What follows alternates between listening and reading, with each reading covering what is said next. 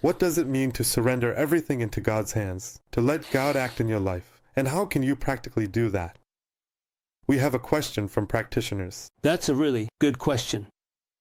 The point is that our deepest, in the meaning and richness of spiritual worship, when we know the presence, very often about our shadows, last requests, and all animality, all our life, ours, we will surrender to God. That's very true, very specific. So, to surrender everything into God's hands, to His will, to give oneself over for salvation, yeah, it's not that simple. It's not that simple. We still have our will. Distorted by pride, we sometimes honor it more. But in fact, it is not our own will, but this pride that oppresses us. And we just can't bring ourselves to surrender to God's hands. So how do we do that? What should we feel? Where do we start? I would put it this way. What's better? First, understanding that there are no coincidences. There are no coincidences. And so everything that happens in life should be accepted with gratitude, without complaint, and we should see God's hand in it. God gave us health. Well, then, for what purpose? To be thankful. And so, to direct it towards good purposes. Illness. My health wasn't mine. I guess I didn't handle your health the right way. So, for now, I'll carry the cross of illness, without complaint and with gratitude. And that's how it is in everything we do. That's the first thing. I wanted to say that we need to start somewhere in order to take action. You see, everything is in God's will. God's will isn't clear. But to get yourself in the right mindset, it would be good to act this way. To start with, the second thing is this.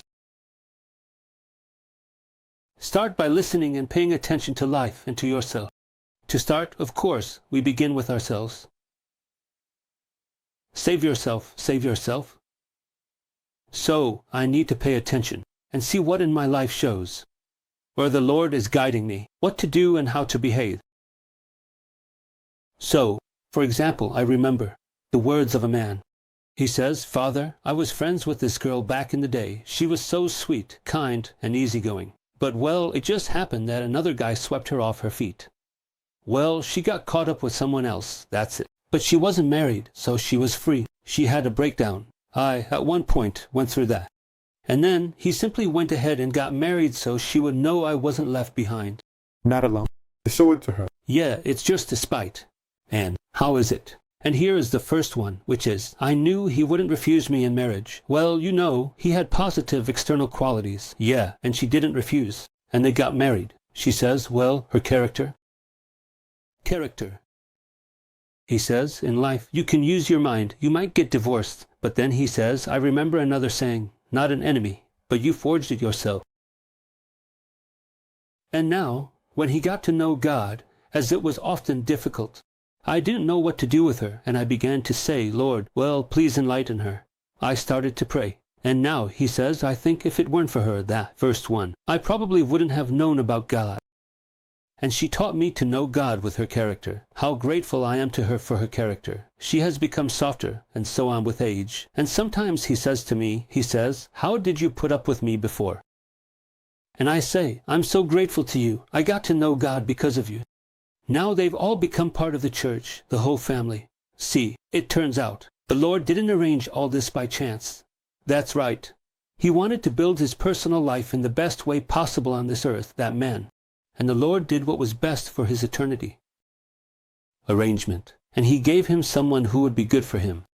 So, here's the thing. To pay close attention to yourself. So sometimes you asked me, what should I do to reach those kinds of goals? But the question is a goal really necessary? So, do we need to do something for that? Well, finding time to reflect. You know, it's really easy to talk about the future while looking back at the past. For example, in my family, there are 2 generations of doctors. I was ready since childhood. I played doctor since childhood, to the hospital, preparing for medicine. And now I'm thinking, should I go into medicine or not? Maybe I should go into theater just in case. To mix up the family tradition a little. Well, maybe that's not really my thing. It's just how I ended up. The family setup was like that. Played this as a kid. And I'll say again, looking back at the past, there are no coincidences. There are no coincidences. In the worst case, over the centuries, there have been true specialists, like, for example, masters, jewelers, hypothetically. There wasn't just one generation of jewelers. They're dynasties. Dynasty. Shoemaker, baker, yeah, it doesn't really matter. Fishermen. Well, the apostles were fishermen. They were fishermen for how many generations? I remember when Christ. He was by the shore, and the apostles came over. Well, not the apostles, but the fishermen, and they didn't catch anything. He says, go out, throw your nets right now. And Peter says, Lord, it's pointless. Well, he said, I'll do it, but it was pointless. He knew perfectly well that at this time of day, you wouldn't catch anything. It's pointless. And I was shocked. The amount of what they caught. The numbers show the fish count they caught. There were even fish. The numbers describe how many fish there were. So, my dears, it is described in the gospel.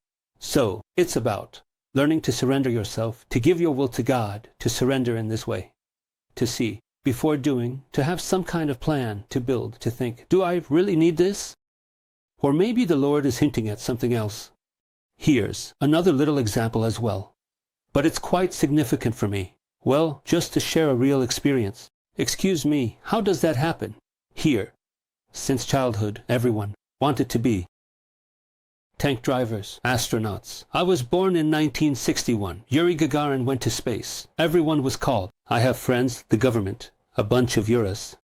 And all the astronauts wanted to be, well, at least a tank driver or a pilot.